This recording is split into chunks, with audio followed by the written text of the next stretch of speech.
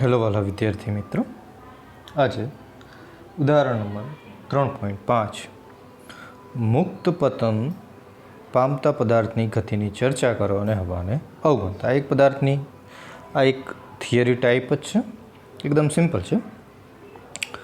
જો પૃથ્વીની સપાટી ઉપરથી થોડી ઊંચાઈ ઉપરથી કોઈ પણ પદાર્થને મુક્ત કરવામાં આવે તો ગુરુત્વાકર્ષણ બળના કારણે એ નીચે તરફ પ્રવેગી ગતિ કરે છે. ગુરુત્વીયના કારણે ઉદ્ભવતા પ્રવેગના માનને g વડે દર્શાવવામાં આવે છે. જો હવાનો અવરોધ અવગણવામાં આવે તો પદાર્થે મુક્ત પતન કર્યું હોય તેમ કહેવાય.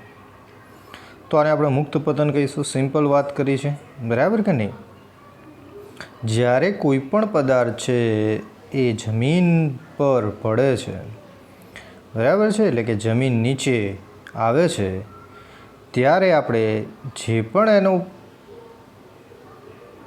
ગતિ છે એ દરમિયાન હવાને આપણે જો અવગણવામાં આવે, પદાર્થ નીચે પડે જમીન ઉપર અને હવા હોય, એ હવાને શું કરીશું?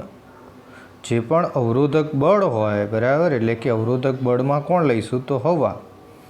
એ હવાને અવગણવામાં આવે ત્યારે આ પદાર્થ જ્યારે જમીન ઉપર પડ્યો હોય તો એમ કહેવાય કે આ પદાર્થનું મુક્ત પતન થયું છે. તો આ એક ખૂબ જ સરળ અને એક સિમ્પલ વ્યાખ્યા છે કે હવાના અવરોધને અવગણવામાં આવે એટલે કે પદાર્થને ગુરુત્વ પ્રવેગની અસર હેઠળ જ્યારે મુક્ત કરવામાં આવે ત્યારે હવાના અવરોધક બળને અથવા તો હવાને અવરોધને અવગણવામાં આવે ત્યારે પદાર્થના જે પણ ગતિ થાય છે તો એ ગતિને આપણે મુક્ત પતન કહેવામાં આવે છે. હવે ધારો કે અહીંયા પૃથ્વીની ત્રિજ્યા કરતાં નાની હોય તો ગુરુત્વીય પ્રવેગનું મૂલ્ય 9.8 મીટર પ્રતિ સેકન્ડ સ્ક્વેર જેટલું અચળ રાખવામાં આવે છે. એટલે કે પૃથ્વી છે, પૃથ્વીની ત્રિજ્યા આપણે r લઈએ તો એનો જે પણ આ વિસ્તાર છે આપણે લઈ લઈએ જે r/2 હોય, બરાબર કે નહીં?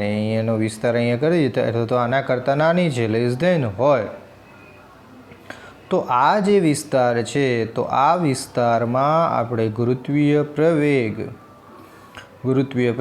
અચળ રાખી શકાય, જે ગુરુત્વીય પ્રવેગનું મૂલ્ય 9.8 મીટર પ્રતિ સેકન્ડ સ્ક્વેર થશે, બરાબર છે? તો આમ આવી રીતે અહીંયા વાત કરી છે અને 9.8 મીટર પ્રતિ સેકન્ડ સ્ક્વેર એ પૃથ્વીનો ગુરુત્વીય પ્રવેગ છે, એ આપણે યાદ રાખીશું. હવે આપણે ગુરુત્વીય પ્રવેગ વિશે અહીંયા આપણે દિશા ધારવાની છે. જો વાયએક્સ દિશા ધારી હોય અથવા તો ઋણ વાયએક્સની દિશામાં ધારી હોય, ઉધ્વ દિશામાં ગતિ કરે છે તો પસંદ કરેલી વાય હોય તો અધો દિશામાં ધન હોય. તો ગુરુત્વીય પ્રવેગમાં હંમેશા અધો દિશામાં હોવાથી તેને આપણે ઋણ દિશા ગણવામાં આવે છે. એટલે કે આપણે અહીંયા પદાર્થ આ પૃથ્વી ગણી લઈએ, અર્થ, અને કોઈ પણ પદાર્થ એની તરફ નીચે આવે છે, એટલે નીચે આવે એટલે એનો મતલબ શું થયો? એ અધો દિશામાં આવે છે. તો એ પદાર્થનો આપણે ગુરુત્વીય પ્રવેગ કેવો લેવામાં આવે છે? તો ઋણ લેવામાં આવે છે. એટલે આ થઈ ગયો ઋણ. જો એ જ પદાર્થ ઉપરની દિશામાં જતો હોય, એટલે કે ઉધ્વ દિશામાં જતો હોય, તો એ વખતેનો આપણે પ્રવેગ કેવો લઈશું? ધન પ્રવેગ લઈશું. તો આ આવી કન્ડિશન આપણે લઈ શકીએ. આ આપણી ધારણા પ્રમાણે ધન અને ઋણ લઈ શકીએ છે. પણ સરળતા ખાતર આના કરતાં તમે ઉલટું બી લખી શકો. ધારો કે નીચે આવતો હોય તો ધન હોય, ઉપર જતો હોય તો ઋણ પણ હોઈ શકે છે.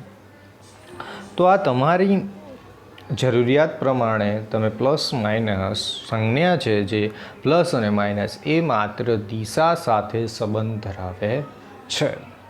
તો આવી રીતે તમે અહીંયા આપણે અધો દિશામાં ઋણ લીધેલી છે, એટલે કે નીચે આવે છે તો ઋણ છે, ઉપર જાય છે તો ધન લીધેલી છે.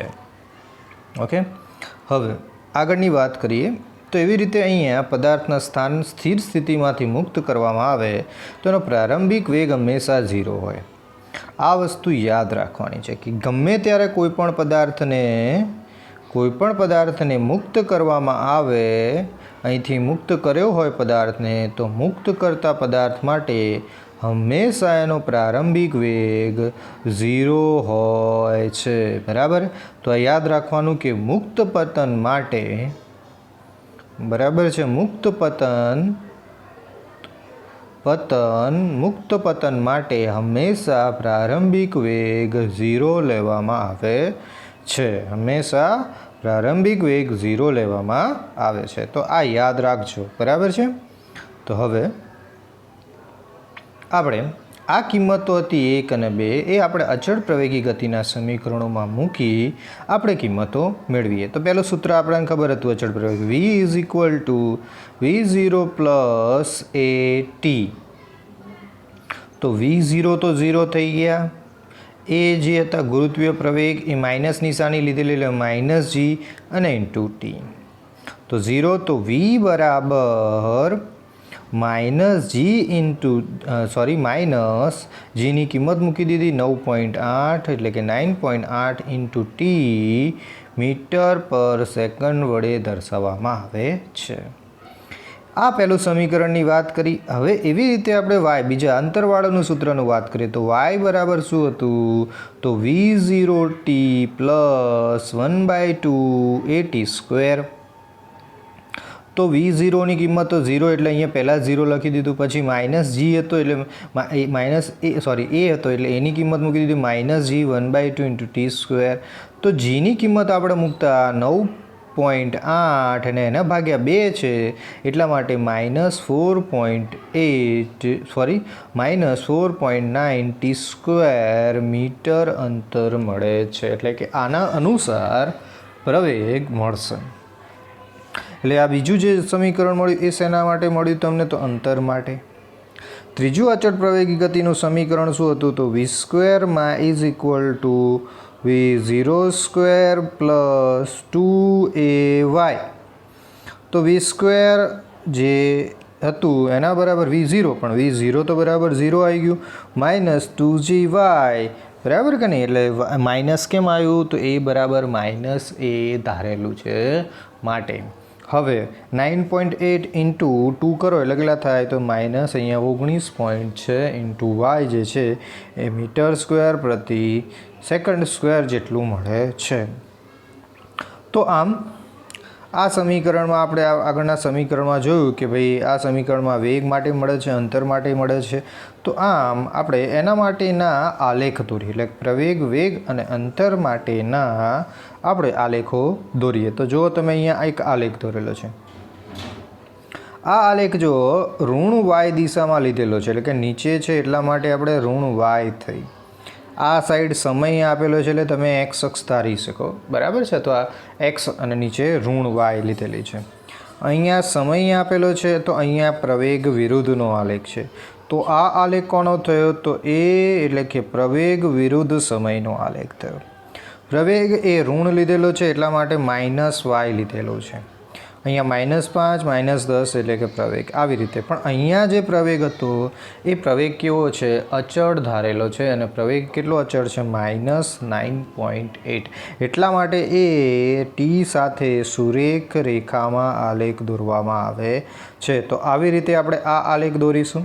જે સુરેખ છે અહીંયા અચળ છે -9.8 મીટર/સેકન્ડ². તો આ પ્રવેગ સાથે સમયનો જે આલેખ છે એમાં અચળ આલેખ એ સુરેખ સીધી સમાંતર રેખા વડે, સમય સાથે સમાંતર રેખા વડે દર્શાવવામાં આવે છે. આ પહેલો પ્રવેગ સાથેનો આલેખ હતો. એવી જ રીતે આપણે બીજા આલેખની વાત કરીએ. તો જો આ બીજો આલેખ છે એ કોના વિરુદ્ધ કોનો આલેખ છે? તો અહીંયા વેગ વિરુદ્ધ સમયનો આલેખ છે.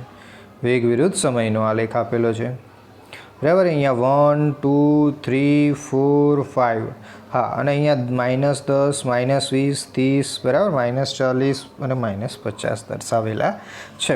અહીંયા પણ આપણી જોડે પ્રવેગ તો કેવો છે? અચળ જ છે, 9.8 જ છે, -9.8. એટલા માટે વેગ વિરુદ્ધ અહીંયા કોનો આલેખ છે? તો વેગ વિરુદ્ધ સમયનો આલેખ છે. તો યાદ રાખો, વેગ વિરુદ્ધ સમયનો આલેખ આપણાને વેગ દર્શાવે છે. તો એટલા માટે અહીંયા આલેખ કેવો લીધો છે? સુરેખ. એટલે જો વેગ વિરુદ્ધ સમયનો આલેખ સુરેખ મળે તો જ આપણાને પ્રવેગ કેવો મળશે? અચળ મળશે. તો અહીંયા પણ પ્રવેગ કેવો છે? અચળ જ લીધેલો છે, એટલે કે 9.8 જેટલો જ મળે છે. તો આ v વિરુદ્ધ ટી એટલે કે સમયનો આલેખ દર્શાવે છે. તો અહીંયા પણ આપણાને આલેખ અચળ મળે છે. હવે ત્રીજા આલેખની વાત કરીએ તો અહીંયા અંતર -y અને વિરુદ્ધ x લઈ લઈએ, એટલે કે વિરુદ્ધ સમયનો આલેખ દર્શાવેલો છે. અહીંયા 1 2 3 4 4 સેકન્ડ છે, -10 20 30 40 50 એવી રીતે આપેલા છે. તો આ x વિરુદ્ધ સમયનો આલેખ છે અને આની અંદર આપણે પ્રવેગને દર્શાવવાનો છે. એટલે આગળ વાત કરી હતી એવી રીતે જો ઋણ લેવો હોય તો આવી રીતે આપણે બરાબર બહિર્ગોળમાં આપણે લેવો પડે. એટલે કે આ ઢાળ છે એ બહિર્ગોળમાં દર્શાવેલ છે, જે દર્શાવે છે કે પ્રવેગ આપણને ઋણ મળે છે. તો આવી રીતે y વિરુદ્ધ એટલે કે y વિરુદ્ધ અંતરનો y વિરુદ્ધ સમયનો જે આલેખ છે એની અંદર આવી રીતે બરાબર એટલે કે કહેવાનો મતલબ એમ કે બહિર્ગોળ વક્ર વડે આપણે પ્રવેગને દર્શાવી શકીએ છીએ. તો આ ત્રણેય આલેખ હતા જેની અંદર આપણે પ્રવેગને દર્શાવેલ છે. તો આમ જે પહેલો આલેખ હતો એ સમય સાથે વેગમાં થતો, બીજો વેગમાં અને ત્રીજો અંતરમાં થતો ફેરફાર દર્શાવેલ છે. હવે આગળના દાખલા તરફ જઈએ તો મુક્ત પતન માટે આટલું લખીશું. હવે આગળના દાખલામાં શું છે? તો આગળનો દાખલો છે ગેલેલિયોએ એકી અંકોનો નિયમ એટલે કે સ્થિર સ્થિતિમાંથી મુક્ત પતન પામતા પદાર્થો માટે સમાન સમયગાળામાં કપાયેલા અંતરો એકબીજાના એવા ગુણોત્તર હશે કે જેમના ગુણોત્તર 1થી શરૂ થતી એકી સંખ્યામાં હોય, એટલે કે 1:3:5:7:9 એમ સાબિત આપણે કરીએ. તો જુઓ આપણી જોડે અહીંયા એક એમ ચાર્ટ દોરેલો છે કે કોષ્ટક છે, જેની અંદર અહીંયા ટી આપેલો છે, અહીંયા વાય જે આપણે લઈએ છીએ એ, અહીંયા y0 આપી દીધો, સંદર્ભમાં એની કિંમત લખી દીધી, ક્રમિક સમયગાળા કાપેલું અંતર અને કપાયેલા અંતરનો ગુણોત્તર. તો શોધવાનું અંતર છે પણ કેટલા? ચોક્કસ સમયગાળા માટે. તો ધારો કે આપણી જોડે સમયનું સૂત્ર શું હતું? તો ભાઈ ખબર છે કે ભાઈ y અથવા તો x બરાબર લઈએ તો v0 t plus 1/2 a t². તો આપણને ખબર મુક્ત પતન થતું હોય તો પ્રારંભિક વેગ તો આપણે 0 લેવાનો છે, બરાબર છે કે નહીં? તો પ્રારંભિક વેગ તો આપણે કેવો લઈશું? તો 0. તો પ્રારંભિક વેગ જ્યારે આપણે 0 લઈએ તો પહેલું સ્ટેપ થઈ ગયું 0, પછી માઇનસ આપણે ગુરુત્વીય પ્રવેગમાં g × t² લઈ લઈએ તો આપણી જોડે આ સૂત્ર બની ગયું. હવે અહીંયા આપણે ક્રમિક સમયગાળા લેવાના છે, એટલે કે આ સમય લેવાનો છે t. એની અંદર ધારો કે પ્રારંભમાં 0 મૂકીએ તો અહીંયા 0 મૂકીશું તો અહીંયા પણ 0, દરેક પદમાં 0 0 આવશે, કપાયેલું અંતર એ વખતે પણ 0 જશે. હવે ધારો કે ટાવ સમયગાળો લખીએ, એટલે ટીની જગ્યાએ અહીંયા ટાવ લખ્યું છે, જુઓ ટાવ. હવે અહીંયા એક વસ્તુ ધારી લીધું કે y0 બરાબર -1/2 gt², એટલે g ટાવ². તો આના બરાબર આપણે એક વસ્તુ ધારી લીધી y. તો એ દરમિયાન કાપેલું અંતર પણ y0 અને એ દરમિયાન એનો ગુણોત્તર લઈ લઈએ, એટલે કે ક્રમિક ગુણોત્તર, એટલે કે આ પહેલું અને આ બીજું, આ બંનેનો ગુણોત્તર લેવામાં આવે તો y/y બરાબર શું થઈ જાય? y. બરાબર, બંનેનો ગુણોત્તર લઈ લઈએ તો જવાબ આપણાને શું મળશે? 1 મળશે. કપાયેલા અંતરનો ગુણોત્તર તો 1 મળે.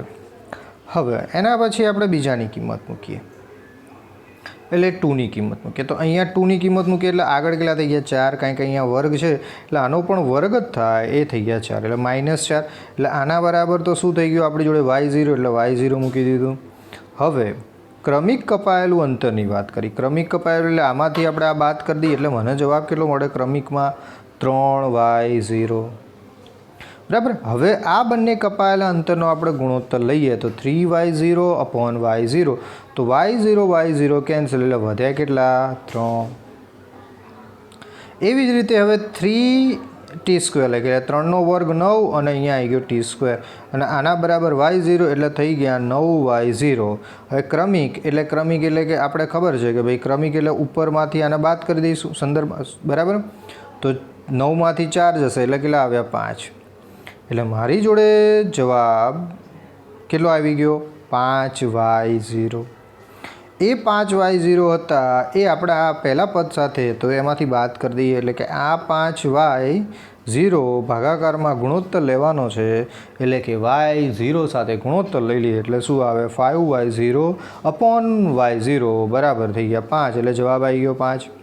હવે એવી જ રીતે 4નો ક્રમશઃ સમયગાળો લઈએ તો ચોખ્ખું 16 થઈ જાય ઇન્ટુ ટી સ્ક્વેર એટલે આપણી જોડે શું થઈ ગયા 16y0. હવે ક્રમિક એટલે આપણને ખબર છે ભાઈ ક્રમિક એટલે કે 16માંથી આપણે 9ને બાદ કરી દઈએ એટલે મને કેટલો જવાબ મળે 7y0. હવે એ 7y0 તો y0 વડે ભાગાકાર કરી દો એટલે કે 7y0 અપોન y0 કેન્સલ એટલે જવાબ કેટલો મળી ગયો 7. એવી રીતે 5 લઈ લઈશું એટલે 25 થઈ જશે 25y0. હવે 25 એટલે 16માંથી 25 બાદ કરી દો એટલે થઈ ગયા 9y0 અપોન y0 કેન્સલ થઈ ગયા એટલે થઈ ગયા 9. એવી જ રીતે હવે 6ને લઈ લઈએ તો અહીંયા 36 થઈ જાય તો 36y0. 25માંથી 36ને બાદ કરી દો એટલે 11y0 એટલે જવાબ મળી ગયો 11. તો આવી રીતે આપણને ગુણોત્તરમાં લઈએ તો 1:3:5:7:9:11. તો આવી રીતે આપણને અહીંયા જે આ કોષ્ટક દર્શાવે છે એ ગેલિલિયોનું જે અહીંયા સાબિત કરેલું હતું કપાયેલું અંતરનો ગુણોત્તર ક્રમશઃ 1:3:5:7:11 વડે દર્શાવી શકાય છે. હજુ આપણે આગળ એને ગણવું હોય તો તમે જાતે આગળ પણ ગણી શકો કે અહીંયા 70 કરી દો પછી અહીંયા 70 49 થઈ જાય અહીંયા 49y0 થઈ જાય 49ને 36માંથી બાદ કરો અહીંયા જવાબ આવે છે જવાબ અહીંયા આની સાથે ભાગાકાર કરીને આગળ લખી શકાય. તો આવી રીતે આપણને સતત જોવા મળે છે બરાબર છે. તો આ તમને આવડી જશે એકદમ સિમ્પલ છે ગેલિલિયોએ લીધેલું છે કીધેલું હતું તો એ દાખલો તમે આગળ જોઈ લેજો. હવે આગળની વાત કરીએ ઉદાહરણ નંબર 3.7. તો આ ઉદાહરણમાં સિમ્પલ છે વાહનનું સ્ટોપિંગ ડિસ્ટન્સ. ગતિમાન વાહનને બ્રેક લગાડવામાં આવે ત્યારે તે થોભે તે પહેલાં તેણે કાપેલું અંતરને વાહનનું સ્ટોપિંગ ડિસ્ટન્સ કહેવામાં આવે છે. તો આ એક વ્યાખ્યા થઈ જે દરેક વિદ્યાર્થીને આવડવી જોઈએ. ગતિમાન વાહનને બ્રેક લગાડવામાં આવે ત્યારે તે થોભે તે પહેલાં તેણે કાપેલા અંતરને વાહનનું સ્ટોપિંગ ડિસ્ટન્સ કહેવામાં આવે છે. રસ્તા ઉપર વાહનોની સલામતી માટે એક અગત્યનું પરિબળ સ્ટોપ છે. સ્ટોપિંગ ડિસ્ટન્સ એ પ્રારંભિક વેગ અને બ્રેકની ક્ષમતા અથવા તો બ્રેકને લગાડવાની વાહનમાં ઉદ્ભવતા પ્રતિપ્રવેગ પર આધારિત છે. સ્ટોપિંગ ડિસ્ટન્સ શું છે? પ્રારંભિક વેગ ઉપરની ક્ષમતા અને બ્રેક લગાડવા માટે ઉદ્ભવતા પ્રતિપ્રવેગ ઉપર આધાર રાખે છે. તો આમ વાહનોનો v0 પ્રારંભિક વેગ એ થઈ ગયો અને પ્રતિપ્રવેગનું સૂત્ર મેળવીએ તો સિમ્પલ છે. બ્રેક માર્યા પહેલાં વાહનમાં ઊભું રાખવા પહેલાં કાપેલું અંતર ds આપણે ધારીએ છીએ. હવે અચળ પ્રવેગી ગતિની અંદર મારી જોડે એવું જ સૂત્ર હોવું જોઈએ કે જેની અંદર અચળ પ્રવેગ એટલે કે પ્રવેગ આવતો હોય પ્રારંભિક વેગ આવતો હોય અંતિમ વેગમાં એ સ્થિર થાય છે એ આવતો હોય અને ડિસ્ટન્સ આવતું હોવું જોઈએ. હવે અચળ પ્રવેગી ગતિની અંદર આ 1 રાશિ આ 2 રાશિ આ 3 રાશિ અને અંતિમ વેગ તો આવી રીતે આ 4 રાશિ આવતી હોય એવું કયું સમીકરણ જે સમીકરણ આવતું હોય એ સમીકરણ લઈ શકાય. તો પહેલું સમીકરણ શું હતું? v - v0 + at. તો એની અંદર t આવતો નથી એટલે એ ખોટું. બીજા સમીકરણની અંદર જોઈએ તો શું હતું? તો x અથવા તો y બરાબર x બરાબર v0t + 1 એટલે કે હાફ at². તો આની અંદર પણ અંતિમ વેગ આવતો નથી એટલે એ પણ લઈ ના શકાય. એટલા માટે આપણે ત્રીજું સમીકરણ લેવું જોઈએ v²= v0² + 2ax નો ઉપયોગ કરીશું. જ્યાં v0 એટલે કે અંતિમ વેગ બ્રેક મારો એટલે વાહન સ્થિર થઈ જાય એટલે સ્ટોપ થઈ જાય એટલે એનો અંતિમ વેગ તો કેવો થશે? 0 થશે. એટલે v0 લઈએ તો આ સમીકરણમાં બરાબર છે, આ જે સમીકરણ આપણી જોડે હતું v² ઇઝ ઇક્વલ ટુ બરાબર v0² પ્લસ 2ax અંદર આપણે કિંમત મૂકીએ તો પ્રારંભ આ વેગ તો કેવો થઈ ગયો તો 0, v² હતું એટલે મારી જોડે v² લઈ લઈએ, આ પદ પ્લસ હતું આ સાઈડ જાય એટલે -2axની જગ્યાએ આપણે શું લખવાનું છે dx. જો હું dxના સૂત્ર કરતાં બનાવું તો dxના આપણે સૂત્ર કરતાં બનાવીએ તો એ 2a કે કોણ નીચે જશે તો v0 એના નીચે જશે તો આપણી જોડે સિમ્પલ સમીકરણ બની ગયું ds બરાબર -v0²/2a. તો આ સિમ્પલ સૂત્ર છે બરાબર સ્ટોપિંગ ડિસ્ટન્સનું, જે તમે સરળતાથી યાદ રાખી શકશો.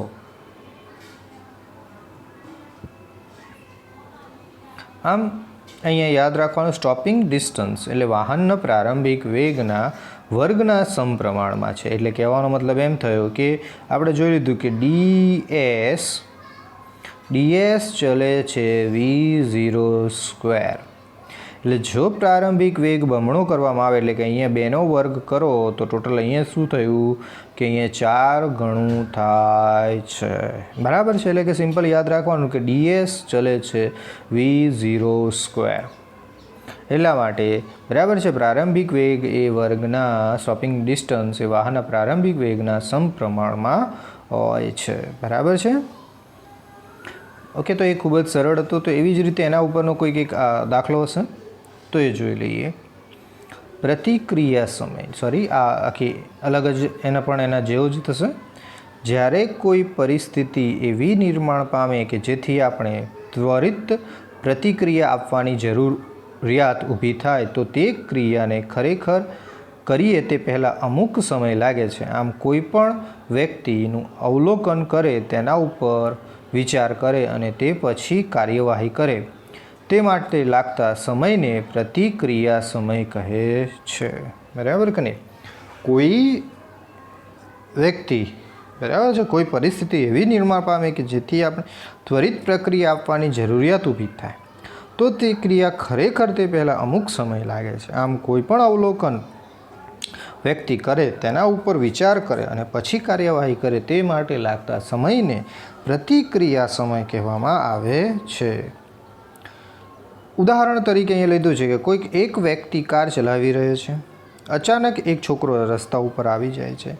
ત્યારબાદ કારને બ્રેક લગાડવા પહેલાં જ તે સમયે વીતેલા છે તેને રિએક્શન ટાઈમ કહેવામાં આવે છે. આમ રિએક્શન ટાઈમ પરિસ્થિતિની જટિલતા અને વ્યક્તિ વિશેષ પર આધારિત છે.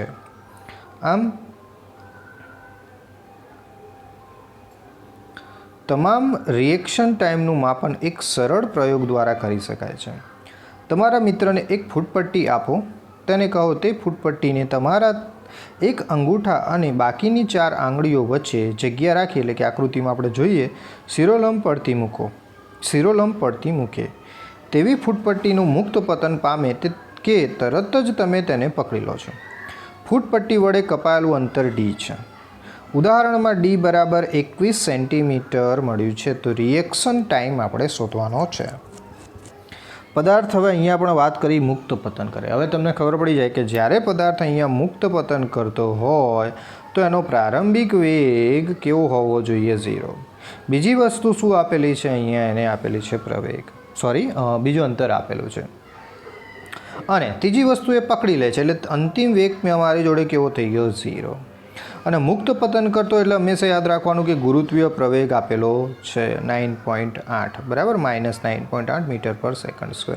જો આપણે ઉધ્વમાં લઈએ છીએ તો આપણે એવું સૂત્ર વાપરવાનું કે જેની અંદર અંતિમ પ્રવેગ આવવો જોઈએ, ગુરુત્વીય પ્રવેગ આવવો જોઈએ, પ્રારંભિક વેગ આવવો જોઈએ અને અંતર આવવું જોઈએ. તો એવું અભિયાલ આપણે ઉપરના સમીકરણમાં લીધું. એવી જ રીતે v² = v0² + 2ax વડે દર્શાવી શકાય, જેની અંદર આપણી જોડે પ્રારંભિક પ્રવેગ આવી શકે, પ્રારંભિક વેગ આવી શકે, અંતિમ વેગ આવી શકે અને અંતર અને પ્રવેગ બંને આવી શકે. તો આપણે આ સમીકરણનો આપણે ઉપયોગ કરવામાં આવશે. તો અહીંયા વાત કરી છે એવી રીતે બરાબર મિત્રની હાથ ઉપરથી પટ્ટી મુક્ત કરે છે, તમારા હાથ વડે તમે પ્રક્રિયા કરો છો એટલે એ સમયનું આપણે માપન કરીએ છીએ. મેં કીધું એવી જ રીતે, બરાબર. મુક્ત પતન થાય છે એટલે પ્રારંભિક વેગ 0, બરાબર. એ બરાબર -g -9.8. પ્રતિક્રિયા સમય આપણે TR લખીએ છીએ, રિએક્શન ટાઈમ કાપેલું અંતર T. હવે જે સૂત્ર હતું એ ઉપયોગ કરીએ તો V, બરાબર. આપણે સૂત્રનો ઉપયોગ કરીએ તો V² = V0² plus 2AX. V² અંતિમ વેગ આપણી જોડે કેવો થઈ જશે, બરાબર ને. એક મિનિટ, આપણે સૂત્ર કયું લીધું છે? સેકન્ડવાળું સૂત્ર લઈએ છીએ, બરાબર. પ્રારંભિક વેગ છે, પ્રવેગ છે, તો આપણે સૂત્ર કયું લઈએ? અંતર માટે શોધવાનું છે. અંતર V0t પ્લસ 1/2 AT². આ સૂત્રનો ઉપયોગ કરીએ, સોરી, બરાબર. પ્રારંભિક વેગ 0, તો અંતર બરાબર D બરાબર 1/2, G બરાબર 9.8 × T², એટલે પ્રતિક્રિયા સમય R. આ શોધવાનો છે. હવે આની અંદર આપણે કિંમત મૂકી દઈએ 21, 9.8 તો મૂકી દીધા અને ટીને સૂત્ર કરતાં બનાવીને જવાબ લાવીએ. ઓકે, તો જો તો અહીંયા આપણી જોડે સીધો જવાબ આપી દીધો છે, બરાબર. અહીંયા સીધું સૂત્ર લખી દીધું D બરાબર. આપણી જોડે જવાબ શું આવ્યો? -1/2 GT², બરાબર. આ TRને સૂત્ર કરતાં બનાવી દીધા એટલે 2D સાથે જતા રહ્યા, G ભાગાકારમાં જતા રહેશે અને અહીંયા વર્ગ હતો એટલે અહીંયા અંડરરૂટ થઈ ગયા. એટલે 2D/G સેકન્ડમાં સમય છે એટલા માટે સેકન્ડ આપ્યું છે. D બરાબર 21 પોઈન્ટ, G બરાબર 9 પોઈન્ટ. એ કિંમત મૂકી દઈએ સમીકરણમાં તો આપણી જોડે નિયરલી પ્રતિક્રિયા સમય છે જે TR લઈ લઈએ એ કેટલો મળે? 0.2 સેકન્ડ જેટલો મળે છે. તો આવી રીતે આપણે સમય, પ્રતિક્રિયા સમય પણ આવા સમીકરણ દ્વારા શોધી શકીએ છીએ, બરાબર છે. તો આજે આટલું રાખીશું, દાખલા છે, બરાબર. તો તૈયાર કરવા.